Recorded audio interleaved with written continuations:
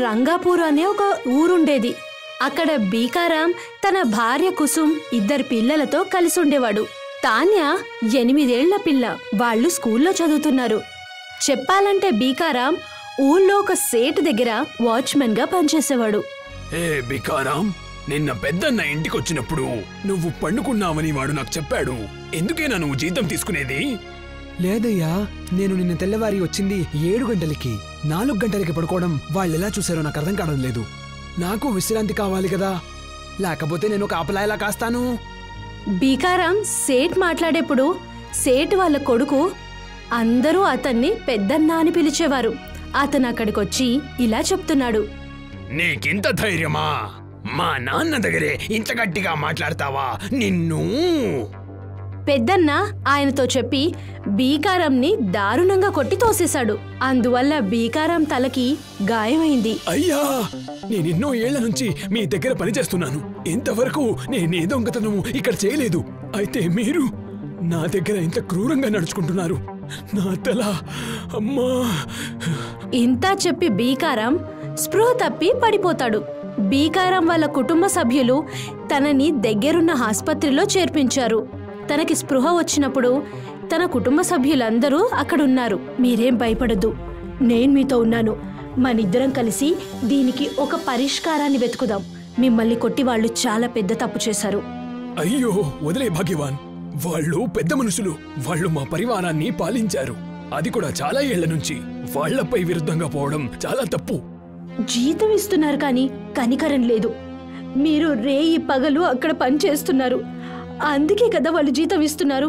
కుసుమ్ మరియు బీకారాం మాట్లాడేప్పుడు అంతలోనే అక్కడికి కాంపౌండర్ వచ్చి ఇలా అంటున్నాడు. అక్కడ పయ్యి డబ్బు కట్టండి, అప్పుడు దాకా వీళ్ళని పిలుచుకుపోలేరు. డాక్టర్ గారు వీళ్ళకి మందిచ్చారుగా, దాని చీటీ ఇది. హాహా, వెళ్తున్నాం. నువ్వేవి మమ్మల్ని తరమొద్దు, మేం అన్ని డబ్బులు కట్టే వెళ్తాం. కుసుమ్ తను ఇంట్లో దాచిపెట్టిన డబ్బులన్నీ ఆసుపత్రిలో కట్టేస్తుంది. అలాగే తన భర్త ఇంకా పిల్లలతో కలిసి ఇంటికొచ్చేస్తుంది. బీకారాంని డాక్టర్లు విశ్రాంతి తీసుకోమని చెప్పారు. మా దగ్గర కొద్దిగా రేషన్ మాత్రం మిగిలి ఉంది. ఈ సమస్యకు ఏదైనా ఒక ఉపాయం వెతకాలి, లేకపోతే కష్టాలు చాలా అయిపోతాయి. మీరేం ఆలోచించకండి, నేను ఎవరి దగ్గరైనా అప్పు చేసి తీసుకొస్తాను. మన ఇంటి ఖర్చులన్నీ మీరు బాగా అయ్యే వరకు నేను భరిస్తాను. బీకారాం కొద్ది రోజులు ఇంట్లోనే ఉంటాడు. అతను తన ఆరోగ్యాన్ని సరిచేసుకుంటాడు. ఆరోగ్యం బాగయ్యాక తను ఉద్యోగం వేటకు వెళ్తాడు. నాకెవ్వరూ ఇప్పుడు అప్పు కూడా ఇవ్వరు. ఇప్పుడు పని చేయడం వదిలితే నాకే మార్గమూ లేదు. బీకారాం మనస్సులో ఇలా అనుకుంటున్నాడు. అప్పుడు దూరంగా ఉన్న ఒక స్టేడియం నుండి బాల్ ఒకటి వేగంగా వచ్చి బీకారాం ముందున్న ఒక కారుపై ఆ బాల్ పడుతుంది. అందువల్ల కార్ గ్లాస్ పగిలిపోతుంది. అయ్యో రామా, ఇక్కడేం జరుగుతుంది? ఈ బంతి నా పైన పడుంటే ఇప్పటికి నా గత గోవిందా. కోపంతో స్టేడియం లోపలికి వెళ్ళాడు. తను అక్కడ ఆడుతున్న వాళ్ళందరిపైన విరుచుకుపడతాడు. ఈ బంతిని ఎవరు కొట్టారు? మీ అమ్మ నాన్న చిన్న వయసులో మీకు చెవులు పిండలేదా? లేదనుకుంటా, అందుకే మీరందరూ ఇంత పాడైపోయారు. బీకారం అక్కడికి వచ్చేసరికి పిల్లలందరూ పారిపోతారు. మరి దీన్ని ఆ స్టేడియం యజమాని బ్రిడ్జ్ రాజ్ కూడా చూస్తాడు. మరి ఆయన ఇక్కడికి వచ్చి బీకారాంతో ఇలా చెప్తూ ఉంటాడు. నువ్వెవరు? ఇంత కోపంగా ఎందుకున్నావు? ఏం చెప్పను సార్, పిల్లలు ఎంత వేగంగా ఈ బాల్ కొట్టారంటే ఒక వాహనపు గ్లాస్ పగిలిపోయింది. అదే బంతి వేరే వాళ్ల తలపైన పడుంటే వాళ్లకి చాలా హాని అయ్యుండేది. ఎన్నో దినాల నుంచి నీలాంటి ఒక్క మనిషే నాకు కావాల్సుండింది. ఈ విశాలమైన స్టేడియంకి దాని మంచి చెడు చూసుకోవడానికి నాకొక్కరు కావాల్సుండింది. నా ప్రకారం ఇప్పుడు ఆ మనిషి నాకు దొరికేశాడు. నాకు అర్థం కావడం లేదు సార్, మీరు ఏం చెప్పాలనుకుంటున్నారు? నువ్వు ఈ స్టేడియంకి కాపలా కాసే పని చేస్తావా? 15,000 జీతం ఇస్తాను. నేను ముందు చాలా తక్కువ జీతానికి పనిచేసేవాణ్ణి, కానీ ఈరోజు ఇంత పెద్ద మొత్తం విని నాకు చాలా సంతోషంగా ఉంది. వెనకటి కాలంలో ఒక్కరెవరైనా 9 మందిని చూసుకుంటే దాన్ని ఉద్యోగం అనేవారు. ఎవరైనా 4గురిని చూసుకుంటే దాన్ని చాకిరీ అనేవాళ్లు. జీతం అంటే నా పరివారాన్ని నేనే పాలించుకోవచ్చు. మీరు చూస్తే ఇంత మంచి జీతం ఇస్తున్నారు. ఈ అవకాశం నా చేతి నుంచి జారిపోవడానికి నేను వదలను. నువ్వు చాలా బుద్ధివంతుడివి. రేపట్నుంచి ఈ స్టేడియం బాధ్యత నీది. బీకారాం తన ఇంటికి ఆనందంగా వెళ్ళాడు. మరి తన భార్య కుసుమ్తో జరిగినవన్నీ చెప్పాడు. ఇది చాలా మంచి విషయం అండి. అన్ని పరిస్థితులు బాగుపడాలని నేను ఆ దేవుడికి పూజ చేశాను. దేవుడు నా కోరిక నెరవేర్చాడు. నిజం చెప్పావు చూడు. కొంచెం డబ్బు నా చేతికొస్తే నా పిల్లల్ని బాగా చదివించి వాళ్ళు జీవితంలో ముందుకొచ్చేది చూస్తాను. అలాగే కొద్ది రోజులు గడిచాయి. బీకారాం ఈ వాచ్మెన్ పనితో చాలా ఆనందంగా ఉంటాడు. తన పిల్లల్ని మంచి స్కూల్లో చేర్చాడు. స్కూల్ బయట పాత యజమాని పెద్దన్న కనిపిస్తాడు. ఏ బికారాం, నువ్వేం చేస్తున్నావు ఇక్కడ? ఇక్కడెవరికి కాపలా కాయడానికి వచ్చావు? లేక నీ పేరుకి తగ్గట్టుగా అడుక్కు తినడానికి వచ్చావా? ఇప్పుడేం చెప్పను పెద్దన్నా, నేను అసలుకి మీకే ధన్యవాదాలు అర్పించుకోవాలి.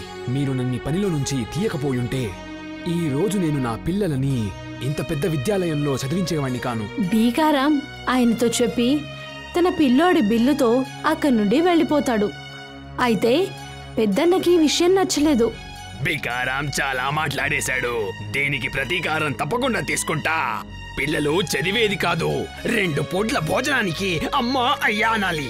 పెద్దన్న తనకిష్టమైన బ్రిజేష్ ని పిలిచి ఇలా చెప్తున్నాడు. బ్రిజేష్, నువ్వు నా దగ్గరున్న చాలా మంచి పనివాడివి. ఈ రోజు నుంచి వేరన్ని పనులు వదిలేసి వాడిపై ఒక కన్నుంచి పెట్టాలి. వాడి వినాశమే నా ధ్యేయం. ఎవరన్నా? బికారాం. పెద్దన్న చెప్పినందుకు బ్రిజేష్ బీకారాంపై ఒక కన్ను వేసుంచాడు. అక్కడ బిల్లుకి క్రికెట్ పైన చాలా ఇంట్రెస్ట్ వచ్చింది.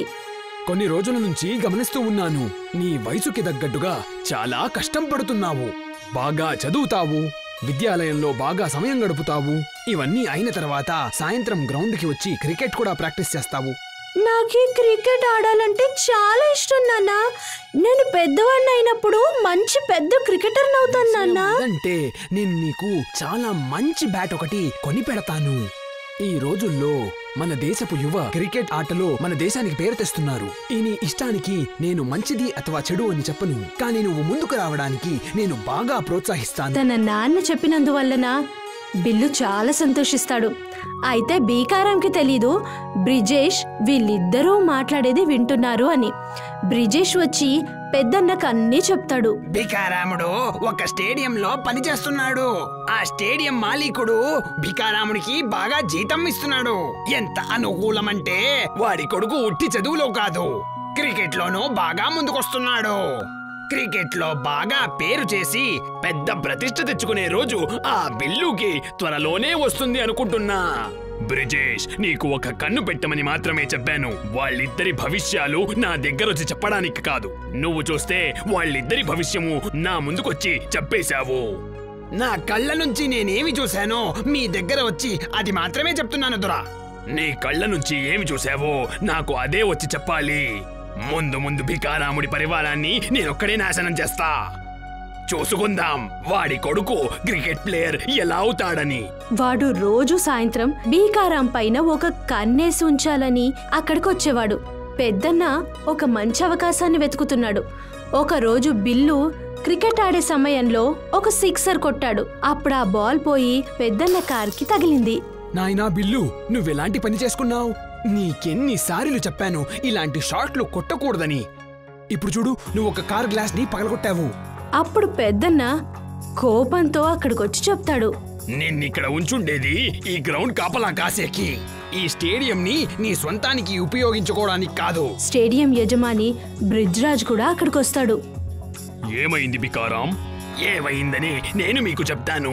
మీరు వీణ్ణి గ్రౌండ్ కాపలా కాయడానికి పనిలో పెట్టుకున్నారు కదా, లేకపోతే వేరే వాళ్ళ కారు గ్లాస్ మించడానికా? నాకేమీ అర్థం కావడం లేదు. నేనర్థం చేపిస్తాను. మీకంటే ముందు వీడు నా దగ్గరే పనిలో ఉండేవాడు. ఒక్కరోజు వీడు దొంగతనం చేస్తున్నప్పుడు నేను వీడిని పట్టుకునేశాను. తర్వాత పనిలో నుంచి తీసేశాను. ఇవన్నీ అయిన తర్వాతే మీ దగ్గర పనిలో వచ్చి ఈ గ్రౌండ్ కాపలా కాస్తున్నాడు. మీ గ్రౌండ్ కాపలా కాసే నెపం పెట్టుకుని ఇతను క్రికెట్ ప్లేయర్ చేస్తున్నాడు.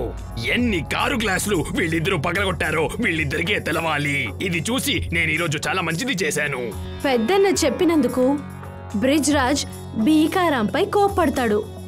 నీపై ఉన్న జాలితో నేనీ పని నీకిచ్చాను. కానీ నువ్విక్కడ కాపలా కాసేది వదిలి నీ కొడుకుకి క్రికెట్ నేర్పిస్తున్నావా? దీనికి పైన నువ్వొక దొంగవి. ఇక్కడి నుంచి వెళ్ళిపో. ఇలా చెయ్యకండయ్యా. మీరిలా నన్ను పనిలో నుంచి తీసేస్తే నేనెక్కడికి పోవడానికి కాదు. నువ్వెక్కడికి పోతే నాకేంటి? నేను నిన్ను స్టేడియంలో పెట్టుకుంది కాపలా కాయడానికి, నీ కొడుకుకి మంచి ట్రైనింగ్ ఇచ్చి పెద్ద స్టారుని చేయడానికి కాదు. నీకు తెలుసా మంచి క్రీడాకారుడవ్వడానికి ఎంత కష్టపడాలని? బీకారాం బ్రిడ్జ్రాజు ముందు చేతుల్ని జోడిస్తాడు. అయితే బ్రిడ్జ్రాజ్ బీకారాం మాట అస్సలు వినడు.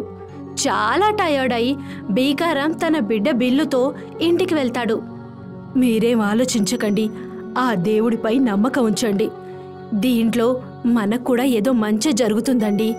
ఆ రోజు నుండి బీకారం పని పోతుంది. ఇక పని లేకపోవడంతో బిల్లు ఫీజు కట్టలేకపోతాడు. అప్పుడు బిల్లుని స్కూల్ నుండి ఇంటికి పంపించేస్తారు. ఇక అప్పటితో బిల్లు క్రికెట్ ప్లేయింగ్ ఎక్కువైపోతుంది. తనకి బిల్లు పట్ల మంచి శ్రద్ధ పెరుగుతుంది. అది చూసి యజమాని బిల్లుని పంపించేశాడు. గంటలు గంటలు స్టేడియం దగ్గర కూర్చుని అక్కడ క్రికెట్ ఆడడమే చూస్తూ ఉన్నాడు. ఒకరోజు బిల్లు స్టేడియం దగ్గర నిల్చున్నప్పుడు అక్కడికొక వ్యక్తి వచ్చి బిల్లుతో ఇలా అన్నాడు. ఎన్నో రోజుల నుంచి నేను నిన్నిక్కడ చూస్తున్నాను. ఇక్కడ స్టేడియంలో క్రికెట్ ఆడే పిల్లలని గంటసేపు నుంచి నువ్వు చూస్తూనే ఉంటావు. నీకు ఆడటానికి అంత ఇష్టం ఉంటే నువ్వు వీళ్లతో వెళ్ళి ఎందుకు ఆడుకోకూడదు? ఎందుకంటే మా నాన్న మాకు చెప్పాడు, మేము పేదవాళ్ళం అంట. పేదవారికి క్రికెట్ ఆడే అధికారం లేదట. ఒక చిన్న అబ్బాయి ఇలా మాట్లాడడం చూసి ఆ వ్యక్తి ఆశ్చర్యపోయాడు. నువ్వు ఎవరు? బిల్లు ఏడ్చుకుంటూ తనకు జరిగిందంతా ఆ వ్యక్తితో చెప్పాడు. నీ జీవితంలో నీకు చాలా అన్యాయమైంది. పోనీ వదిలేయ్. నువ్వు ఇక్కడున్న పిల్లలతో ఆడుకోలేకపోతే ఏంటంట? నా జతలో ఆడుకుంటే తప్పులేదు కదా. బిల్లు చాలా బుద్ధిమంతుడుగా చెప్పాడు. నేనేమన్నా మీతో క్రికెట్ ఆడితే బ్రిడ్జ్రాజ్ అంకుల్ ఈ స్టేడియంలో నుంచి నన్ను బయట తరిమేస్తారు కదా? ఖచ్చితంగా లేదు. అయితే నా దగ్గర బ్యాట్ లేదు. కానీ నా దగ్గరుందిగా. ఇంత చెప్పి ఆ వ్యక్తి కారులో నుంచి ఒక బ్యాట్ తీసుకుని వచ్చాడు. ఆ బ్యాట్ పసుపు రంగులో మెరుస్తూ ఉంది. ఈ బ్యాట్ ఎందుకు పసుపు రంగులో మెరుస్తూ ఉంది? బిల్లు, ఇది బంగారపు బ్యాట్. ఇది నా తరఫున నీకు ఒక చిన్న గిఫ్ట్. బిల్లు, పద క్రికెట్ ఆడుకుందాం. ఇంత చెప్పి ఆ వ్యక్తి స్టేడియంలోకి వెళ్తాడు. బిల్లుతో కలిసి క్రికెట్ ఆడతాడు. బిల్లు క్రికెట్ చాలా బాగా ఆడతాడు. నాయనా, నువ్వు ఒక్కరోజు ఖచ్చితంగా పెద్ద క్రీడాకారుడవుతావు. అప్పటినుండి బిల్లు ప్రతిరోజు రాత్రి సాయంత్రం స్టేడియంకి వెళ్తూ ఉంటాడు. అప్పుడు ఆ వ్యక్తి నవ్వుతూ బిల్లుని అక్కడ కలిసేవాడు. చాలా మంది ఆ వ్యక్తి బిల్లుతో కలిసి క్రికెట్ ఆడడం చూసేవాడు. ఆ విషయం బిల్రాజుకు చాలా వేగంగా తెలిసిపోయింది. రాత్రి వేళ ఒక బాలకుడితో క్రికెట్ ఎవరు ఆడగలరు? నేనే వెళ్ళి చూడాలనుకుంటా. బ్రిడ్జ్రాజ్ తన స్టేడియంలోకి వెళ్తాడు. అప్పుడు అక్కడ తను చూస్తాడు, తన పూర్తి స్టేడియం బంగారంగా మారిపోయింది. అది చూసి బ్రిడ్జ్రాజ్ చాలా ఆశ్చర్యపోతాడు. బ్రిడ్జ్రాజ్ భయపడుతూ స్టేడియం లోపలికి వెళ్తాడు. అక్కడ తను చూస్తాడు, బిల్లు ఎవరో ఒక వ్యక్తితో క్రికెట్ ఆడుతూ ఉంటాడు. అప్పుడు ఆ వ్యక్తి కళ్ళు బ్రిడ్జ్రాజ్ పైన పడుతుంది. ఇది మంచిది కాదు అంకుల్, బ్రిడ్జ్రాజ్ వాళ్ళు మనల్ని చూసేశారు. ఏ భయము పడకు నాయనా. ఈ రోజు నుంచి నువ్వు క్రికెట్ ఆడడానికి ఎవ్వరూ నీకడ్డం రారు. నాతో పద. ఇంత చెప్పి ఆ వ్యక్తి బ్రిడ్జ్రాజ్ దగ్గరికి వెళ్తాడు. ఎవరు మీరు? మీరు నన్ను ఏ పేరుతోనైనా పిలవచ్చు, కానీ నాకు ఒక మాట చెప్పండి. ఈ బాలకుణ్ణి మీ గ్రౌండ్లో క్రికెట్ ఆడటానికి ఎందుకు వదలడం లేదు? వాస్తవంలో వీడు చాలా మంచి క్రికెట్ ఆటగారుడు. ఇంత మంచి ప్రతిభను మీ స్టేడియంలో పెట్టుకోకపోతే మీరు మీ స్టేడియంని అమ్మి వేయాలి. చెప్పండి, మీ ప్రకారం ఈ స్టేడియం ధర ఎంతుండొచ్చని? నేనిప్పటికిప్పుడే ఈ స్టేడియంని కొనుక్కోగలను. కానీ మీరెవ్వరిని నాకు తెలియడం లేదు. కొంత సమయం ముందు నిన్ను చూసినప్పుడు ఇది బంగారం స్టేడియంలా ఉన్నింది, కానీ ఇదిప్పుడు సరిగ్గా అయిపోయింది. అలాగే ఈ బాలకుడి చేతిలో ఉండే బ్యాట్ కూడా బంగారందే అనిపిస్తోంది. వీడిది బంగారం బ్యాటే. అలాగే మీరు బంగారం స్టేడియం చూశారుగా, అది బాలకుడి ప్రతిభ గుర్తు. నాకేమీ అర్థం కావడం లేదు. నేనొక పెద్ద సైంటిస్ట్ని, కానీ నేను మీకు నా పేరు చెప్పడానికవ్వదు. నాకు కూడా నా బాల్యంలో క్రికెట్ ఆడే పిచ్చి చాలా ఉండింది. వీడితో ఆటాడుకుంటూ వీడిలో ఉండే ప్రతిభను నేను గుర్తించాను. ఈ బాలకుడు క్రికెట్ ఆడినప్పుడు ఇది బంగారం స్టేడియం అవుతుంది అని స్వయం ఈ బాలకుడికే తెలిసి కాదు. అదే ఈ బంగారం బ్యాట్కున్న విశేషత. తనకిష్టమున్న ప్రతిభ తానే ఆర్చుకుంటుంది. నన్ను క్షమించండి. నేను ఈ రోజు నుంచి బిల్లు క్రికెట్కి ఎన్నటికీ అడ్డం రాను. నేను మీపై నమ్మకం పెడుతున్నాను. ఇంత చెప్పి ఆ వ్యక్తి బిల్లుతో ఇలా అన్నాడు. నువ్వు పెద్ద క్రికెటర్ అయిన తర్వాత నీ దగ్గరికి నేను ఖచ్చితంగా వస్తాను. కానీ గుర్తుంచుకో, ఎన్నటికీ నువ్వు క్రికెట్ ఈ బ్యాట్ నుంచే ఆడాలి. ఈ రోజు నుంచి ఈ బంగారం బ్యాటు బంగారంగా ఉండదు. ఇంత చెప్పి ఆ వ్యక్తి అక్కడి నుండి వెళ్లిపోయాడు. బ్రిజ్ రాజ్ బీకారాంతో క్షమించమని అడిగి మళ్ళీ అతన్ని పనిలోకి పురమాయించాడు.